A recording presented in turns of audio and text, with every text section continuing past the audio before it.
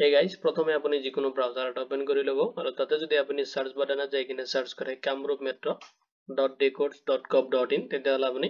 Kamrup metro district judiciary যিটো official website আছে আপুনি তাতে ভিজিট কৰিব পাৰিব আৰু মই যে আপোনাক প্ৰভাইড কৰিম কামৰূপ মেট্ৰ জুডিচিয়াৰীৰ পৰা ৰিকুৱাৰমেণ্টৰ কাৰণে নটিফিকেশ্যন আহিছে আৰু এইটো ৰিকুৱাৰমেণ্টত আপুনি এপ্লাই কৰোঁতে কোনো ধৰণৰ এপ্লিকেশ্যন ফি পেমেন্ট কৰিব নালাগে লগতে আপোনাৰ যিটো সিলেকশ্যন প্ৰসেছ হয় তাতে আপুনি কোনো ধৰণৰ ৰিটেন এক্সামিনেশ্যন দিব নালাগে তো আপুনি এই ভিডিও চেক কৰিব পাৰিব যেটো ৰিকুৱাৰমেন্ট আহিছে তাৰ ওভাৰভিউ লগতে ভ্যাকেন্সি ডিটেইলছ আৰু ভ্যাকেন্সি কিনে এপ্লাই কৰোতে কি এলিজিবিলিটি ক্ৰাইটেৰিয়া লাগিব লগতে এপ্লাই কৰোতে আপোনাৰ যদি এপ্লিকেশ্যন প্ৰসেছ হয় লগতে কেতিয়াৰ পৰা এপ্লাই ষ্টাৰ্ট কৰিব কেতিয়ালৈকে লাষ্ট এপ্লাই কৰিব পাৰিব আপুনি তাৰ কমপ্লিট ডিটেইলছ আপুনি এই ভিডিও চেক কৰিব পাৰিব যদি আপুনি ইন্টাৰেষ্টেড তো ভিডিওটো হেয়ালৈকে চাব আৰু এইটো ৰিকুৱাৰমেন্ট ৰিলেটেড যদি কোনো ধৰণৰ কোৱেশ্চন থাকে আপুনি এই ভিডিওৰ কমেন্ট সেকশনত কমেন্ট কৰি দিব তো আহক দেৰি নকৰি আজিৰ ভিডিওটো আৰম্ভ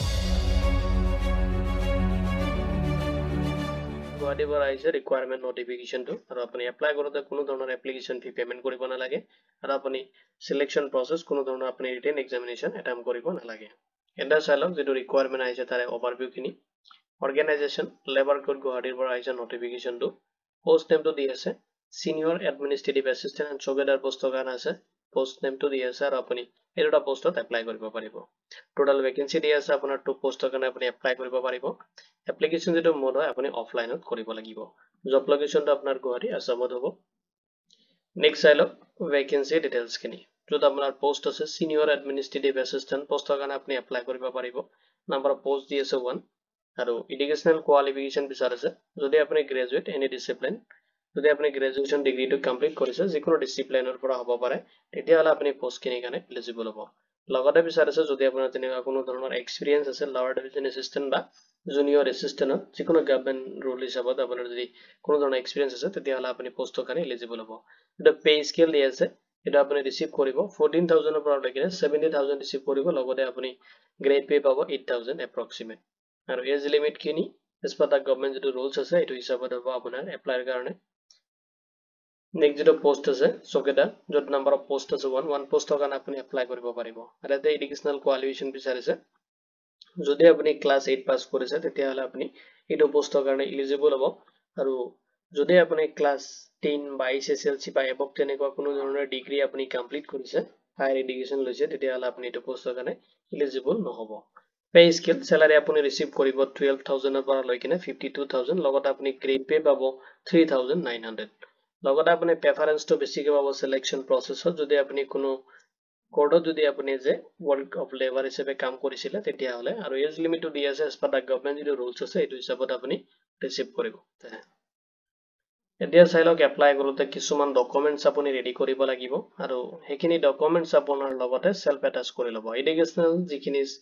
সাৰ্টিফিকেট আছে proof হেখিনি আপুনি দিব লাগিব এজ proof খিনি আপুনি কালেক্ট কৰিব মানে হেখিনি ৰেডি কৰিব লাগিব কাষ্ট সাৰ্টিফিকেট যদি আছে হেখিনি ৰেডি কৰিব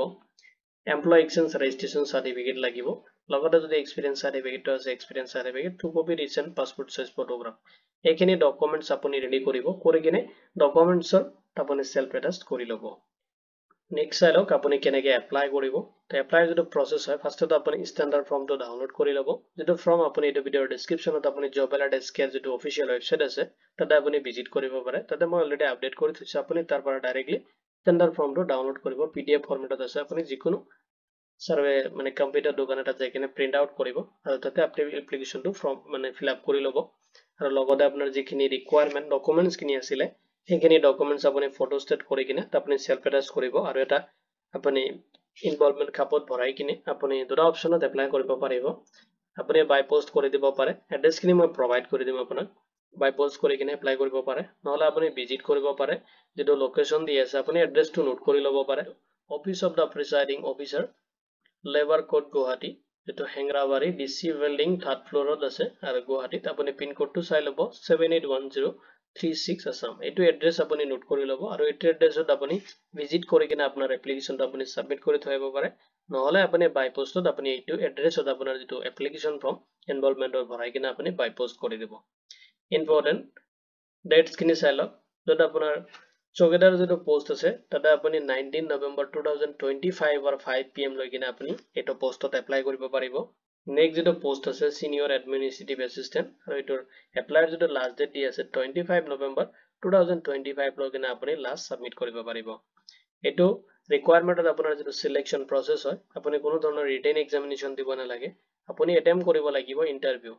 আৰু ইম্পৰ্টেন্ট যিখিনি লিংক আছে মই এটো ভিডিওৰ ডেসক্ৰিপচনত প্ৰভাইড কৰি দিম লগতে আপুনি ভিজিট কৰিব পাৰে জব এলাৰ্ট এস্কেপ পৰ্টেলত যেটো লিংক মই এটো ভিডিওৰ ডেসক্ৰিপচনত দিম তাতে মই সিস্টেমেটিক ডিটেইলছ লগতে অফিচিয়েল নোটিফিকেশন কেনেকৈ এপ্লাই কৰিব প্ৰসেসখিনি মই তাতে আপলোড কৰি দিছো আৰু লগতে আপুনি তাৰ পৰা ইম্পৰ্টেন্ট লিংকখিনি চেক কৰিব পাৰিব এটো ৰিকোয়াৰমেন্ট ৰিলেটেড কোনো ধৰণৰ কোৱেশ্চন থাকিলে আপুনি এটো ভিডিওৰ কমেন্ট সেকশনত কমেন্ট কৰিব